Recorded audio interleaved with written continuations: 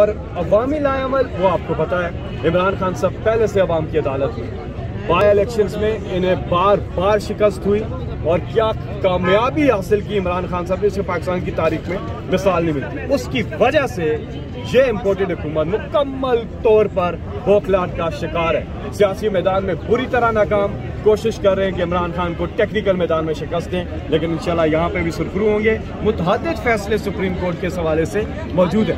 एक तरफ हम कानूनी जो जंग लड़ने का इख्तियार रखते हैं, हमारे पास ऑप्शंस मौजूद है, अभी लीडरशिप का फैसला आ जाएगा, और साथ ही में जो अवामी अदालत है उसमें मौजूद है लॉन्ग मार्च की जो कॉल है वो इमरान खान साहब अब देंगे। अब लॉन्ग मार्च प्लस होगा,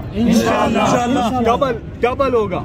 अब जिस तरह से लोग निकलेंगे, और आज भी पूरी कौम सरापा एहतजाज है, पूरा मन एहतजाज हो रहा है पूरे पाकिस्तान में। ओवरसीज पाकिस्तानी भी निकल रहे हैं, फैमिली, बुजुर्ग, बच्चे, औरतें सब निकल रहे हैं अपने लीडर के लिए, क्योंकि इमरान खान हमारी रेड लाइन है। और एक चीज में कहता चलूं कि घबराना नहीं है, क्योंकि इंशाल्लाह इमरान खान साहब कामयाब होंगे। कहते हैं कि अल्लाह पर ईमान, मुश्किलात से निकलेगा पाकिस्तान। लॉन्ग मार्च तो सही होना ही होना। ये अदालत की फैसले से आने से पहले होगा या तो पहले से तय है कि अक्टूबर के महीने में होना ही होना। लॉन्ग मार्च हो रहा है, इलेक्शन कराओ के लिए लॉन्ग मार्च हो रहा है। फैसल भाई आपके मज़ाकरात नाकाम चलेगा। फैसल भाई आपके मज़ाकरात नाकाम हुए हैं, लॉन्ग मार्च होगा या मज़ाकरात जो हो रहे हैं बैकडोर, तो वो नाकाम हो चुके हैं। मुझे कख नहीं पता है सवाल। इंशाअल्लाह ताला ये जंग सड़कों में लड़ेंगे। हमें कुछ पता नहीं है मुज़ाकरात का, और हम समझते हैं कि एक ही हल है, इलेक्शन कराओ, वरना कौम तो तैयार है। इमरान खान कह चुके कि अक्टूबर के महीने में ही लॉन्ग मार्च होगा, तो अक्टूबर के महीने में होगा। अब दिन ज्यादा नहीं। फैसल भाई इलेक्शन के तमाम नताइज आपके हक में आ रहे हैं, तो इसी इलेक्शन कमीशन के अंडर आ रहे हैं, वो कबूल भी कर रहे हैं, फैसला अभी का ना कबूल भी कर रहे हैं, दो तजाद है इसमें अंदर। जो लोगों का समुंदर निकलता है जी इलेक्शन में वोट डालने के लिए, उसको धांधली जैसी चीजों को वो बहा के ले जाता है, साथ बहा के ले जाता है।